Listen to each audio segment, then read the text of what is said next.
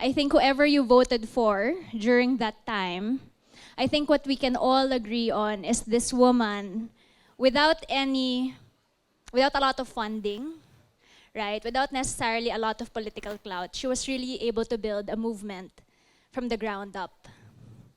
And she inspired a lot of hope among so many people.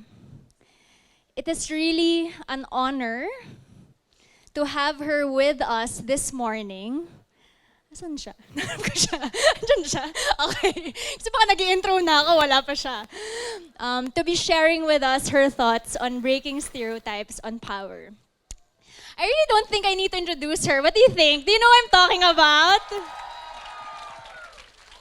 Binraso ko po yung mga co-founders ko para ako talaga yung mag-moderate ng session na to. Hindi ako pumayag na hindi ako. But let me read to everyone her bio anyway. All right? Baka hindi niyo siya kilala. Baka naman hindi tayo inclusive. Okay. Attorney Leni Robredo. AKA my kumare, thanks to Iza Calzado. Pareho naming inaanak yung anak ni Iza. Served as the 14th Vice President of the Philippines from 2016 to 2022, and what a time it was. She transformed the office of the Vice President into an advocacy hub, mainly through Angat Buhay, a flagship poverty alleviation initiative fostering public-private partnerships focused on education, health, rural development, women empowerment, and housing. A former human rights lawyer, Attorney Robredo continued her advocacy work post-office through Angat Pinas Inc., expanding Angat Buhay's mission nationwide. And she has shared her insights globally, and today she'll be joining us. Ladies and gentlemen, let us welcome Attorney Leni Robredo.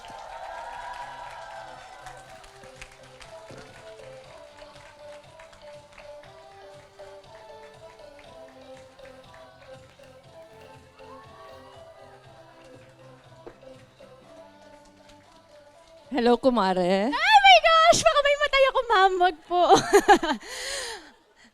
Lagi naming sinasabi si Iza, kamukha niya si Mama Mary. Tama? Pero parang ito yung totoong Mama Mary. Tama po ba? Alright. Okay, serious na okay. Professional na. Attorney Robredo. Alright. Sorry, natatawa kami.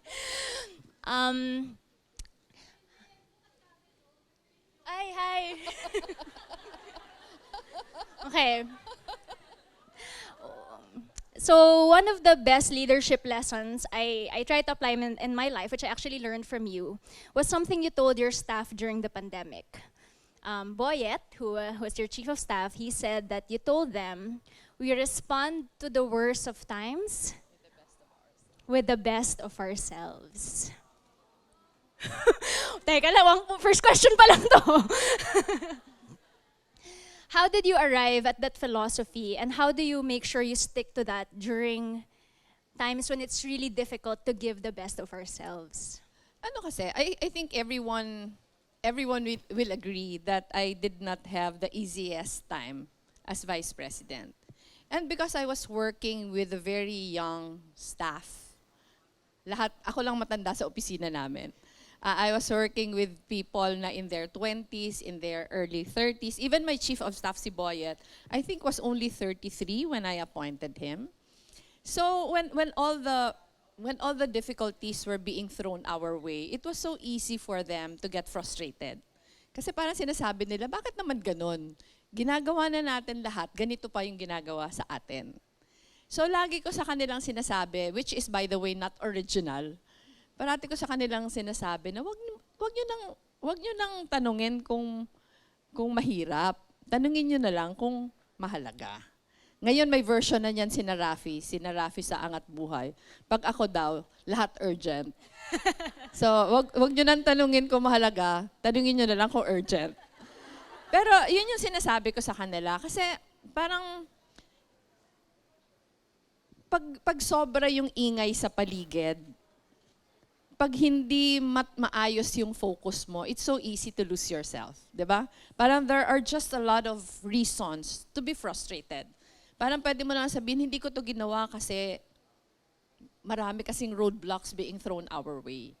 So parati ko sa kanilang sinasabi, remember that there is a bigger fight ahead, drown out the noise, and focus on what we need to do. So laging ganon. Pag mahirap, sinasabi ko na, yung hirap, hindi siya limitation, pero opportunity siya.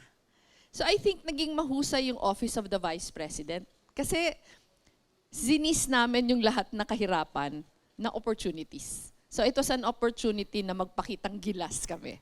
So we were very, very competitive kasi alam namin na nininitpick kami ng paligid namin. Right. So gusto namin kami yung pinakamahusay sa lahat. So gusto sabihin, naging mahusay kami in a lot of things because it was we were very mindful of that. We wanted to be the best in whatever we were doing kasi we wanted to prove our worth. So siguro yun yung mensahe ko din sa lahat na lahat naman tayo dumadaan ng kahirapan, 'di ba? Pero nasa sa atin how we deal with the difficulties. So kung magpapatalo tayo sa difficulties, talo talaga tayo. Pero kung gagamitin natin yon na parang mas dahilan to do better, so panalo tayo. I like that, Attorney Robredo, no? Because what you're saying is that our mindset and how we look at things really impact our attitude towards it, right? And what you're saying is that even if, yes, you were faced with such a difficult landscape, instead of resisting na, oh, bakit mahirap yung landscape? Parang tinanggap nyo na lang and then you ask Totoo. yourself, okay, anong pwede natin gawin given this? Saka after 6 years, with the benefit of hindsight, naalala ko last year, Valentine's Day last year, nagkaroon kami ng reunion with the staff of the Office of the Vice President, and everyone was just so thankful. Thankful not to me, but for the difficulties that came our way. Kasi sinasabi ko sa kanila noon na alam nyo, ang dream ko lang para sa inyo, kasi co-term employees sila parang after my term, tapos na din sila. So sabi ko sa kanila, ang dream ko lang para sa inyo after this, I said this in the beginning of my term, na when you leave this office, magiging plus sa inyo na galing kayo sa Office of the Vice President. Pag maging mahusay tayo, madadalian kayong maghanap ng trabaho after our term. And it happened. I remember, parang pinag-aagawan pa nga po yung mga empleyado pagkatapos ng elections, no? Attorney Robredo, a while ago, Karen, in her keynote, talked about yung mga unseen barriers that women face. And some of these are, in a meeting room, and they're talking about who they're gonna promote. Pag babae ka, biglang it's taken into consideration na ito mabubuntis, right? And it's not always the men doing the talking. Sometimes it's also your fellow women saying that it's a disadvantage to be a woman. And in fact, putting those barriers. Many of our audience members are young and they're also trying to navigate their own industries, which tend to be male-dominated. What would be your advice for them? Ako may pinaka-example ako dyan, kumare. Kanina pa namin pinagtatalunan kung paano niya ako i-address dito eh. Sabi ko, kumare. Ayaw niya. Pero may example ako sa inyo dyan na I think very pronounced yung barrier na yon. So during the elections, I was not doing well in the surveys, di ba? So we were doing a lot of focused group discussions. And one of those, parang may mga subset ng mga ini-FGD. Tapos yung isang subset were women who will not be voting for me, who did not intend to vote for me. So they were being asked, each of them were being asked, why are you not voting for Leni Robredo? Ang sagot nila kasi babae siya. Mahina. Babae yung sumasagot Babae siya, mahina. So talagang yung biases against us, parang sobrang ingrained from the very start. I think nag-uumpisa siya sa child rearing. Very, very cultural yung biases against women. Parang kahit sa sarili natin mga pamilya, hindi ko nila lahat, pero parang kadalasan, yung child rearing, yung paghahanda sa lalaki will take on leadership roles, yung paghahanda sa babae will take on supporting roles. Right. Diba? Halimbawa, pag tinetrain yung mga anak natin, lalo na, I think now we're better off, pero lalo na dati, parang yung mga lalaki excused to do household chores. Yes. Pero yung mga babae, hindi, kasi pine-prepare for the future. Doon yung nag-uumpisa eh. Yung biases doon nag-uumpisa. And nadadala. Nadadala siya. Mahirap magkaroon ng isang sagot lang. Pero siguro yung pinaka-advice ko lang, yung believe in yourself. Na ako sobrang introvert. Sobrang introvert. Na parang napilitan, naitulak lang ako sa isang mundo na wala akong kaalam-alam after my husband died. Kung kilala niyo ako from before, I was the least likely. I was the least likely to join politics. Halimbawa, when I was in school, I was doing well academically, pero I never ran for student council. Parang I was active in extracurricular activities, pero I preferred roles na would take me to the back seat. Hindi ako gaya mo. Eto si Lynn, leader to. Ako hindi. I was the opposite of that. Pero sometimes kasi nilalagay tayo sa posisyon na wala tayong choice. So ang pinaka-advice ko lang, pag nalagay tayo sa posisyon na ganyan, i-grab na natin yung opportunity. Pero it's not, ako wala naman akong ambisyon ng anything, pero paminsan na itutulak ka na a lot of people are depending on you.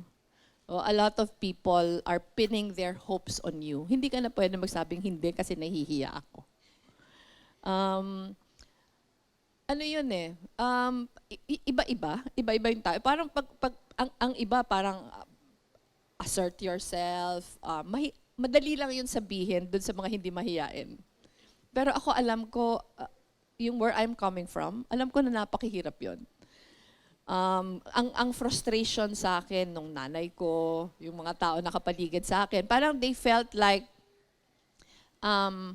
parang I could do more kung hindi lang ako mahiyain. Pero if you are in a position where wala ka na magagawa, gawin mo na lang yung pinakamahusay mo. I actually wanna jump on that because one of the biases about leadership and power is that it's very male-defined. By male-defined, it means that these are stereotypically male qualities. Kanwari, yung pagiging assertive, yun lang yung klase ng leadership na alam natin. But but they say women, for example, nung pandemic, actually, if you're under a female supervisor, mas okay yung mental well-being mo. Kasi daw, yung mga female supervisors, generally, mas grabe yung empathy nila for their employees, which is what they needed at that time. How do you think we can challenge these biases? Because obviously these are ingrained biases, but for those of us who are not yet in a position, how can we push back these very traditional definitions of what's considered power or what's considered a strength? Yung sa akin kasi, paminsan very visible yung pagiging dominant ng lalaki. 'Di ba? Yung physique nila, yung boses nila mas malakas. Pag malakas yung boses ng babae, hindi ka okay, 'di ba? Yung pagdamit natin, yung the softness in our gestures, parang yun yung tumutulong sa lalong pag-solidify ng biases. Pero ang dapat kasi hina-highlight din natin, siguro in a sense, mukhang weaker tayo pagdating doon sa mga sinabi ko, pero stronger tayo in so many other things. So yung sa akin, hindi makikipagkompetensya sa lalaki. Kasi yung sa akin naman, yung feminism, yung gender equality, it's not a battle of the sexes. Pero it's equalizing the landscape. Gusto sabihin, marami tayong mas malakas tayo kaysa sa kanila eh. Bakit hindi natin yun i-highlight? So halimbawa, paghahanap ng trabaho, totoo na hindi nanganganak yung mga lalaki, pero mas mahusay naman yung babae. Halimbawa, sa judiciary, I was talking to some of the justices. Sinasabi nila na ang namin ngayon, ang mas gusto na namin, yung mga female judges, kasi yun, mas empathetic, mas yung less prone to corruption, maraming mga bagay na mas mahusay tayo kaysa sa kanila. Pero ganun nga yung sinasabi ko na it should not be seen as a battle between men and women, pero for us to highlight where we are better at compared to them. Thank you so much, Attorney Robredo. Okay, hindi pa tapos. I decided I wanted to share this opportunity with our audience members. So actually, we asked you what your questions were, no, coming into the summit. Do you remember the questions you asked? Okay, so before I open the floor for everyone, we actually pre-selected some questions already. Do we have the roving mics ready? Okay, we have mics there. So Ria Villarosa, are you here? Is Ria Villarosa here? Gusto ko yung may tatayo, kunwari siya si Ria Villarosa. Please stick to the one you put in the form. Principal. Okay, Ria. Hello po. Oh, wow. Hi. Oh my God. Wait. I'm Ria po. I'm a chef in a male-dominated industry. Whoa, why am I doing this? Oh, what? Why?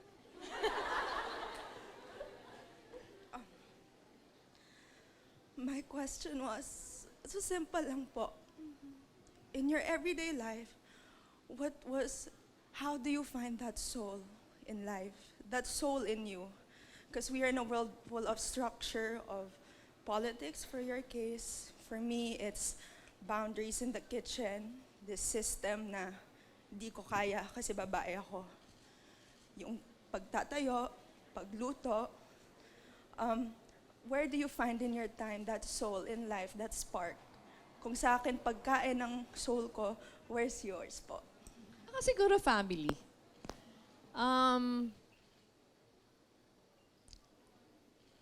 Mahirap yung mundo namin.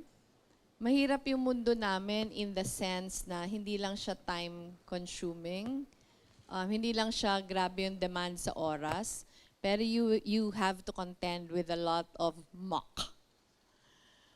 So sa akin, I think pinakamahalaga din, your conscience is clear. Yun yung number one. Kasi tingin ko, halimbawa yung lahat na bashing sa akin, tingin ko if any of them were true, hindi na ako makakatulog sa gabi. Pero dahil hindi siya totoo, hindi ako apektado in that way. Saka, eto, everyone who knows me, alam na calmness is my superpower. I don't get easily flustered.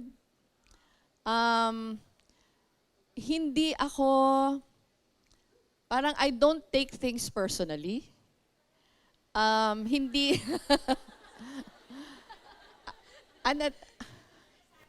sana, din, na-practice ko na yung not to react on impulse or not to overreact. Pag yung superpower na yon, I think it clears the mind and gives peace to your heart. So sa akin, pero eto, having said that, when I was vice president, it was both good and bad. Good in the sense na sa sarili ko, hindi ako apektado. Pero bad in the sense that I wasn't able to respond to the disinformation in the manner that I should have. Halimbawa, ang daming kasinungalingan na tinatapon sa akin, ang instruction ko sa opisina, do not dignify. They are not true anyway. But we realized too late that it was the wrong response. Because when we did not offer an alternate narrative, pinaniwalaan yung narrative nila. And when we realized that that was the case, it was too late already. Pag sinabi kong too late already, because of how social media works. Social media works by algorithms. So kahit nagfa-fact check ka, ang fact-checking mo, nandun na lang sa echo chamber mo. So, kaya ako sinasabi na hindi din siya, parang beneficial siya. Gusto sabihin, yung question mo na how do I preserve my soul? Siguro yun. na hindi ako, parang wala akong victim mentality. Tingin ko kasi marami ako nakakome across na may victim mentality and it's sad. Yung parang may nangyari, may sinabi yung ibang tao, parang you always take it personally. Sa akin, wala ako niyan. Even if things are said against me, lagi ako naghahanap ng reason kung bakit nila yun nasabi. Parang ako pa yung nagja-justify for them. And I was like that ever since. Hindi lang siya ngayon na politiko na ako. Even when I was younger, ganun ako. And I think parang okay siya for self-preservation. Pero yun nga, masyadong yung iba na frustrate sa akin kasi parang dead ma to the max ako lagi. Thank you for acknowledging that, because I do think some during the campaign were frustrated, right? About, parang, so there were some people who were helping volunteer on the ground who were really trying to help combat the disinformation, but it was just too large already. But I think what I got also from your own self-reflection is, I guess, finding that balance also, right? I mean, yes, it's good to not be affected, but maybe there are times when we need to react more. And I think that level of self-awareness is so good, which I think is something that you have very clearly. Thank you, Ria, for your question. Okay, next. We have Fia Belhica. Are you here?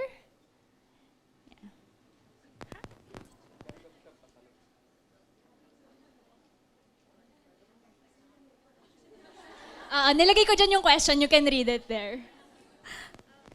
Sorry, which one? I'm here. Yes. That's your name. I got it na po. So the state of our country gives us at times frustration and anxiety. Where do you get the strength to love our country? What advice can you give us Filipino women so that we could continue hoping for a better future? Yan. When I was vice president, I told you I was working with very young people, 'di ba? And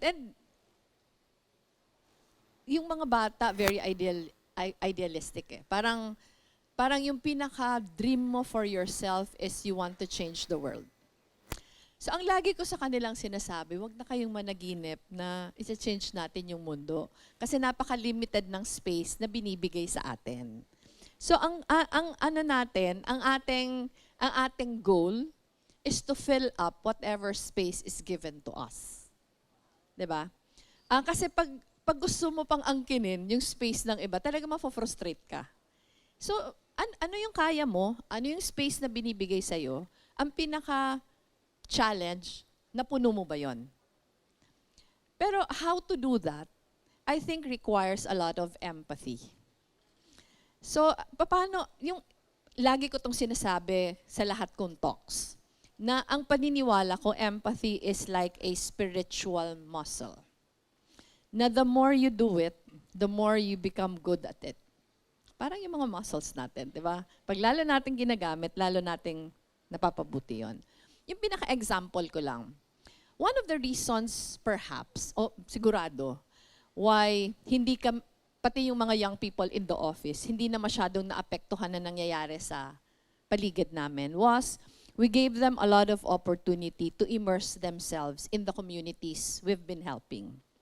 Kasi minsan, sasabihin mo tutulong pero very academic, tumutulong ka from your office. Hindi yun pwede.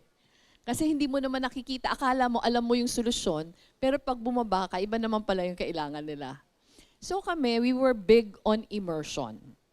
Kasi sa Office of the Vice President, we had a unit for Angat Buhay.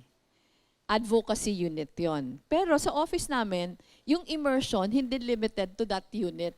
Pati yung mga accounting, pati yung cash division, budget division, pinapa-volunteer namin. Kasi it's one way of understanding what we need to do.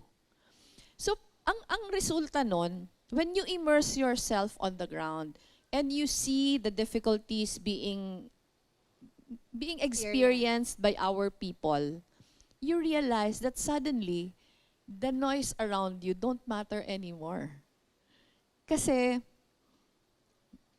ito yung tao na nangangailangan ng tulong natin. And you also realize that there is no parang there is no help that's too small. Kasi kahit konti lang yung itutulong mo, malaking bagay sa tutulungan mo. So, pati yung state of mental health ng mga tao na nag-i-immerse on the ground. Paminsan kasi masyadong sarili yung tinitingnan, 'di ba? Nade-depress ako kasi ganito. Pero pag nabuksan yung mata mo sa mga nangangailangan, parang yung problema mo is nothing compared to them. So sa akin, pag tinatanong ako, grabe naman yung ginagawa sa'yo. Paano mo ba yan natitiis? Parang isip ko lang, wala ito compared dun sa pinagdadaanan nila. At least ako nabigyan ng privilege to serve. Hindi ko problema yung pagkain ko araw-araw. Meron akong sasakyan. Meron akong aircon sa bahay. Yung sa kanila, kahit once a day lang nakain, pinoproblema pa nila. Bakit naman ako magko-complain pa? So pag in that context, parang you realize how important you are. 'Di ba? It is true that perhaps what you're doing is so small that it cannot change the world. But what you're doing can change a person's life. And that in itself is big. 'Di ba? And you realize how important you are in the larger scheme of things. Pero pag tiningnan mo kasi yung sarili mong isa ka lang sa napakarami, parang hindi mo na ilalagay yung sarili mo sa pinagdadaanan ng mga taong pinaninilbihan mo. But again, it is something that cannot be taught. It is something that you have to live out. So sa akin, importante. Hindi ko naman sinasabi na bumaba kayo sa communities, mag-immersion kayo. Pero Hindi nagpapaalam. pero ang sinasabi ko lang na yung find your place under the sun and realize that whatever power, whatever strength you have will change a life. Kasi pag naramdaman mo yon, parang nakikita mo yung halaga ng sarili. And pag pinagdugtong-dugtong mo yung halaga, malaking bagay na yon. Pero pag inisip mo kasi na maliit ako compared sa napakalawak na mundo, parang ano ka na, hopeless. Di ba? May mga nakakausap akong supporters na ano na ba? Grabe na yung nangyayari. Pero ako never ko inisip na ganun. So ako parati ko lang iniisip, may nangyayari sa labas, bahala na kayo dyan. Basta ako kung ano magagawa ko. In my limited capacity, gagawin ko.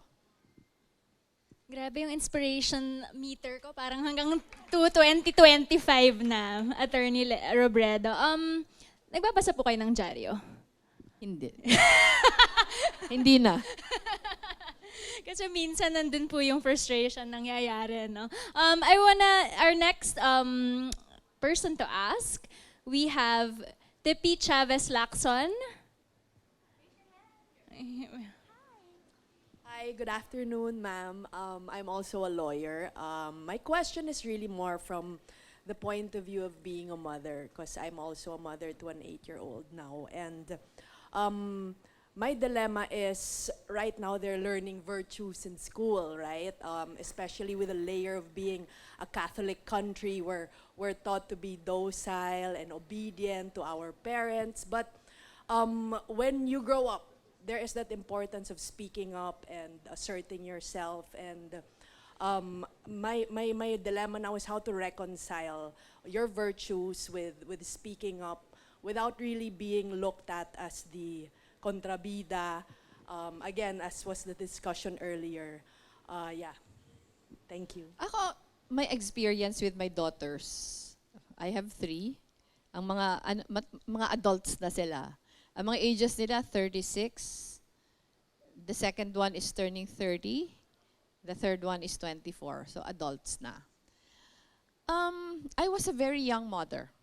I got married at the age of 22. I had Aika at 23. Anong alam ko nun? 'Di ba? Anong alam ko at that time? So yung mothering ko, bilib nga ako sa mga young mothers ngayon kasi very deliberate. Nung panahon ko, parang touch and go. Parang chamba-chamba. Pero my daughters turned out okay. More than okay, I would say. Exceptional. So sa akin, ang conclusion ko, it's not what we teach them. ang gusto ko it's not what we tell them, pero the example that we set.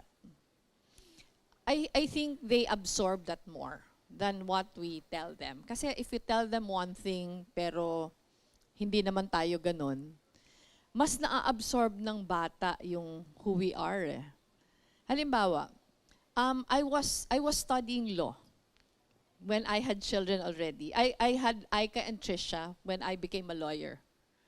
So, dalawa na yung anak ko at that time. So, yung tinitingnan ko, siguro very diligent yung mga anak ko eh. Very diligent sila kasi kinagisnan nila. Nag-aaral ako na nag-aaral. Lagi ako nag-aaral. Tapos yung, halimbawa, yung pagising ng maaga. Hanggang ngayon, ang mga anak ko, parang very disciplined yung lifestyle. Yung hindi mahilig lumabas. Parang hindi mo naman yan, hindi sila mahilig lumabas, hindi dahil binawalan ko sila. Pero ako mismo hindi mahilig. Yung asawa ko mismo hindi din mahilig. So those habits, they learn that from you. Pati siguro yung choosing your battles, yung hindi maingay pero hindi yung boundaries. Alam kung nasaan yung boundaries nila. Alam kung kailan sila magrereklamo. So those things, they learned from me and my husband. So it's not that, hindi ako mahusay mag-lecture in the sense na nangangapa ako eh. Nangangapa ako before. I think I was ready to become a mother kay Jillian eh. Ang bata ko pa, I was 23 when I had Aika. I was 29 when I had Trisha. So ngayon, ang biro sa akin ng mga anak ko, hindi namin ma-imagine na ganitong edad. Alam mo, si Aika is 36 now. Ganitong edad, meron ka ng 13-year-old daughter. Tapos sila, single pa. Pero yung mga bata kasi ngayon, they don't marry early, diba? Parang iba naman yung panahon namin. Yung mga nagnanod po sa harap. They agree. And I think it's good na kaya mas deliberate na yung mothering ngayon. Pero yun nga, despite the fact na hindi ko alam kung anong gagawin, they turned out okay kasi siguro na-assimilate din nila who we are. So siguro yung pinaka-advice ko lang, your children will learn the values from you. Pero they will learn that because they see that in you. And it's not because you teach them the values. Attorney Red, I have a follow-up question. I actually believe that you really stand for values-based leadership, and not just in the way you were as a vice president, even the way you are as a mother. I wanted to ask you, if you were to define what would be the 3 to 5 core values that really encapsulate who you are, what would they be? Parang mahirap. Parang itataas ko naman yung sarili kong bangko. Siguro na lang. Siguro values of leadership that I believe in. Yung ako yung number 1 talaga, character eh. Integrity? Yung integrity goes with it. Pero number 1 character kasi I think yun yung number 1 ingredient na yung mga nagtatrabaho sa'yo o mga kasama mo sa trabaho, may respeto sa'yo. 'Di ba? Parang you cannot ask from others what you cannot do yourself or what you do not have in you. Halimbawa, nandito kasi si Rafi, nahihiya tuloy ako. Halimbawa, example, nung nasa office of the vice president ako, I am always one of the first in the office. Hindi naman ako masyadong istrikto sa oras. Pero pag may flag ceremony, nagbabantay ako. Parang sinasabi ko, ang flag ceremony namin once a week. Pag may na-late pa dyan, grabe naman. Si Rafi po Diba? laging late, ang Hindi, alam ko. Alam nila yan, na to a certain extent, it's micromanaging already. Pero it's proving a point. Na parati ko sa kanilang sinasabi na halimbawa yung mga nagiging emotional about things, parati ko sa kanilang sinasabi, pag nagsisilbi tayo sa bayan, wala tayong karapatan. Wala tayong karapatan magdrama. 'Di ba? Because people expect us to serve them. So, ano ba naman yung papasok ka ng before 8 o'clock sa Monday? Pag hindi Monday, di pwede kang pumasok na mas huli-huli. Pero once a week na lang nga tayo So alam na nila na pag may flag ceremony, nakabantay na ako. At pinapapicturan ko yung aming flag ceremony. At nakalinya kasi by unit. So nakikita ko kung sino yung mga wala. Pero the reason why I'm saying that is parang nakaka-impose ako nun. Kasi ako mismo, maaga ako pumapasok. Hindi ako lumalabas ng opisina na may araw pa. So yung ganon. Tapos halimbawa ako, nagsa-spot check ako ng mga resibo. Nagagawa ko yan kasi alam nila na sobrang tipid ko sa sarili kong opisina, hindi ako nag-aircon kung walang bisita. Yung mga bagay na ganyan. At maliliit na itong Little bagay. things, I'm not saying that you should do this. Pero ang sinasabi ko lang, magagawa mo yung mga bagay na gusto mong i-impose kung ikaw mismo gumagawa nun. And that's true, no? They say that your values and your character, they really show up in the small moments, Totoo. which In the prepare you for everyday. the big moments. Yeah. Halimbawa, magsabi ka na kailangan magtipid ng opisina. Kung hindi ka naman nagtitipid, wala kang karapatan. Di ba? So dapat, pag nagsabi ka na austerity measures tayo, dapat nakikita nila yan sa'yo. So I think yung number one character, yung number two siguro, respeto sa mga katrabaho. Yung pag sinabing respeto sa mga katrabaho, parang be confident in their abilities. Kasi minsan parang wala kang tiwala sa kakayahan ng mga kasama mo. Ako naman doon, nakakabuelo yung mga kasama ko to plan for our programs kasi hinahayaan ko sila. Parang, eto yung gusto nating ma-achieve, sige, mag-conceptualize kayo kung paano. So, hindi mo iniisip na ikaw lang yung mahusay. Pero I think, ang true testament ng leaders, kung yung mga yung mga under sa'yo, mas humusay pa sa'yo. So sa akin, you should not be threatened if people under you, yung mga subordinates, mas nagiging mahusay sa'yo. Kasi pag naging mas mahusay sila sa'yo, yun yung testament ng leadership mo. Tapos siguro yung pangatlo, connected din sa first, yung disiplina. Ako, halimbawa, sa mga anak ko, it's the same. Parang yung mga anak ko, marami nagsasabing ang huhusay naman ng mga anak mo. Pero if you ask my children, sasabihin nila na ang daming mas mahusay sa kanila, nadadala lang nila sa sipag. So, there is no substitute for hard work. Talagang yung sa akin, kailangan talaga yung diligence, kailangan yung disiplina, kailangan yung hard work kasi walang kapalit. Mas kailangan natin yung disiplina at hard work kesa sa husay. Kasi yung husay na de-develop yon. Correct. Pero yung hard work sa discipline, habit yun eh. 'Di ba? So sa akin yung tatlo. We have Miss Krista Bulaong. Are you here?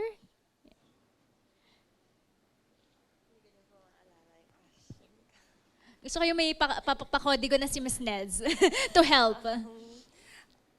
Hi po, Ma'am Lenny.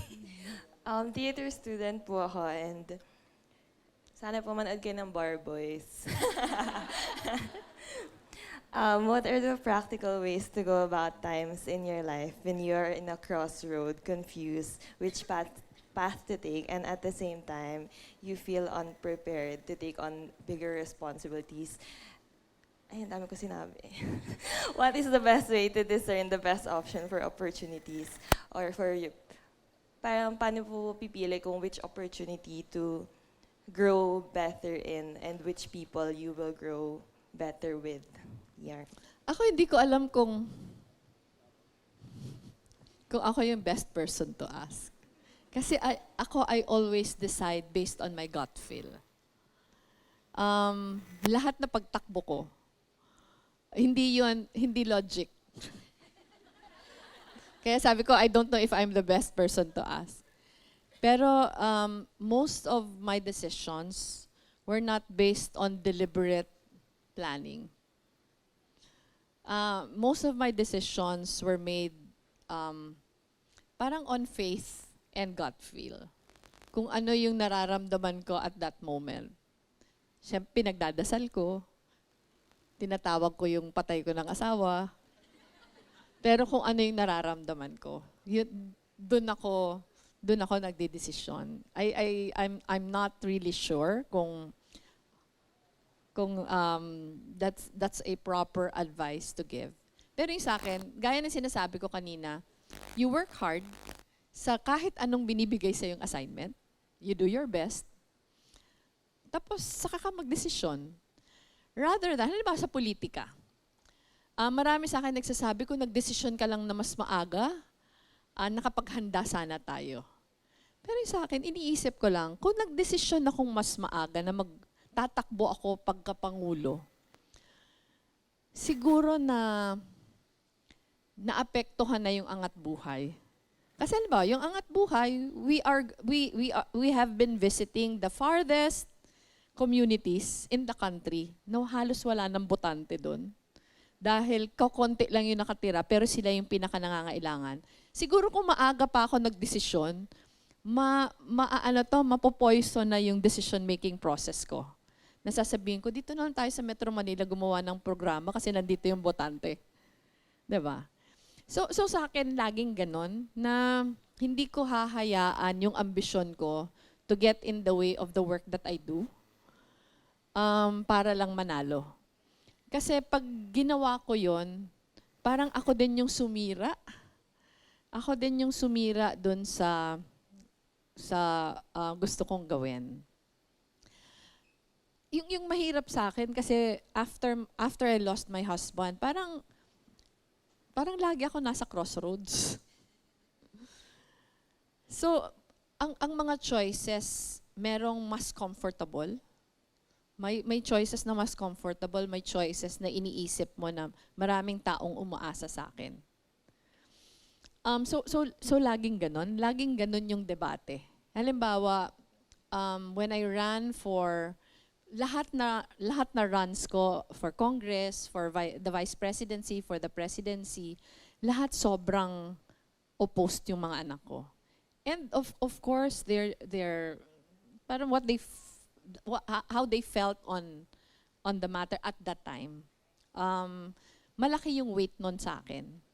Pero again, yung gut feel, is this something that I have to do?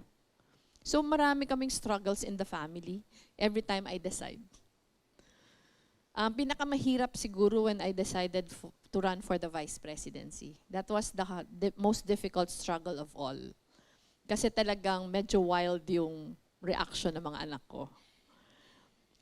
Yung for the presidency kasi, we were not expecting the movement to happen. Akala namin, it was just something that I needed to do. Ang term ko pa nga sa mga anak ko, hayaan nyo na itatawid lang natin to. Parang, it is something that I have to do because I wasn't able to put up a united ticket and people were expecting, parang they were pinning their hopes on me.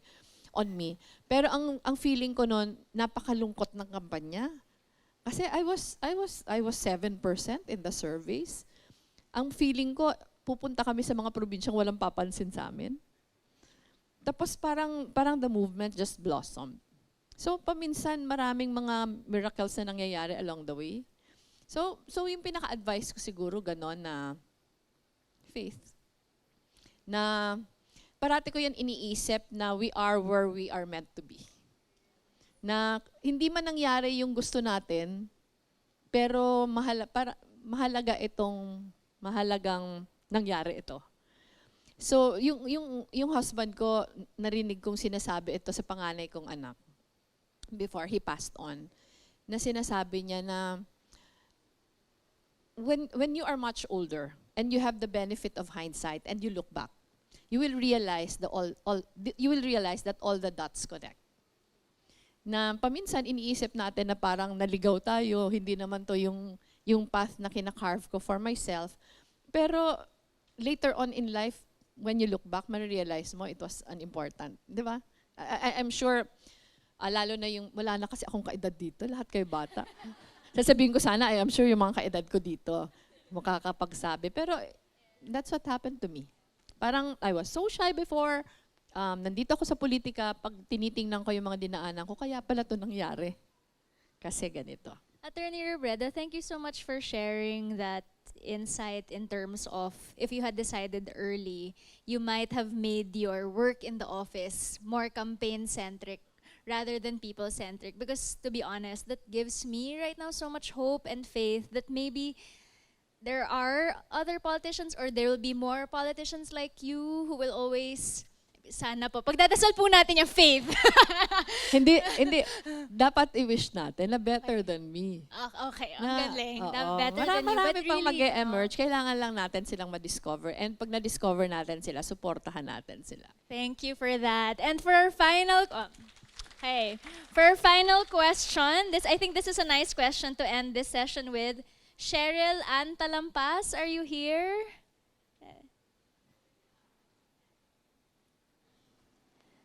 Do you need código from Miss Neds also? You remember. Good morning, ma'am. I'm Cheryl. I'm a structural engineer from Singapore. Lumipad. So yung question ko, kasi ngayon narinig namin lahat ng natutuhan nyo from politics and yung experience nyo. And sorry, naiiyak ako na ako. And you also mentioned yung mga natutunan nyo from your daughters. Mga natutunan ng daughters, baligtad. Mga natutuhan nyo when you were raising up your daughters. So now, ending this, ano po ma'am yung mga natutuhan nyo from your daughters? Ako marami. Siguro yung number one, kung meron na dito mga parents, yung una natin natututunan from our children, unconditional love. Diba it's a love like no other. Hindi siya nade-describe. Parang kung hindi ka pa siguro parent, hindi mo pa yun maiintindihan. Pero yung pangalawa siguro, yung resilience. Kasi my daughters have been through so much also. So siguro kung hindi sila kung siguro kung masyado silang naapektuhan ng mga nangyari sa amin, halimbawa nung pagkamatay ng tatay nila, hindi siguro ako nakapagdesisyon nung mga dinesisyon ko. Ang gusto kong sabihin, I was only able to decide on the things that I did because I knew that my children were okay. Had they been not okay, I would not have joined politics. I would not have, parang I would not have ventured the way I did. Yun yung pangalawa. Pero yung pangatlo, siguro yung mga anak ko kasi siguro ako mas uptight. Mas uptight ako kesa sa kanila. In the sense na mas manang ako, yung mga anak ko naman pareho sa akin, walang mahilig lumabas, pero sila parang mas ine-embrace nila yung joy sa life. Ako parang masyado kong dineprive yung sarili ko. In the sense na parang masyado akong seryoso before. Yung mga anak ko ngayon, parang they have learned how to grasp every opportunity that comes their way. Ako noon mas withdrawn eh. Parang mas matatakotin ako noon na, siguro because of my parents also. Parang yung parents ko very conservative. Halimbawa, nung mag-aaral na ako sa UP, ayaw akong payagan. Kung hindi pa ako nag-hunger strike, hindi ako pinayagan kasi natatakot yung tatay ko na maging aktivista ako. Nangyari nga. Pero parang my daughters are not like that. Parang mas hindi sila, cautious naman sila, pero mas they bring more joy into what they're doing. So ngayon, siguro ako yung natuto sa kanila nun. So paminsan nakikisakay na din ako sa mga ginagawa nila. About the music that they like, the artists that they follow. Mas open ako about it. Pero again, sa mga parents dito, ang dami naman nating natututunan sa mga bata, 'di ba? Parang isa pang natutunan ko siguro, we cannot impose, parang we cannot rear them in the manner that our parents reared us. Kasi they're living in a different world. paminsan kasi may ganun na mindset, di ba? Maayos akong lumaki, kaya papalakihin ko yung mga anak ko how I was reared by my parents. Ako, hindi naman ako ganun. And I think it was parang my children were the ones who taught me that. Na sayang naman the opportunities kung gusto ko lagi magkakasama kami. 'Di ba? So give them wings as long as yung sinasabi na deeply rooted din yung values nila. Wow, what a session. Thank you so much. I mean, I wish we could extend this further, but, we are really deeply honored to have you here today. Thank you so much for making time for us. I think for me, really, it's so nice and refreshing to have you in this format, right? Very candor, listening to your stories. And again, I think my personal takeaway is really you were able to take on such a big job, even though you were saying kanina it's not necessarily something you deliberately planned for, but because you really worked on yourself, you really worked on your character in the small moments, and it allowed you to really respond again to everything with the best of yourself. So maraming salamat po, Thank you. kumare. Thank you for having me.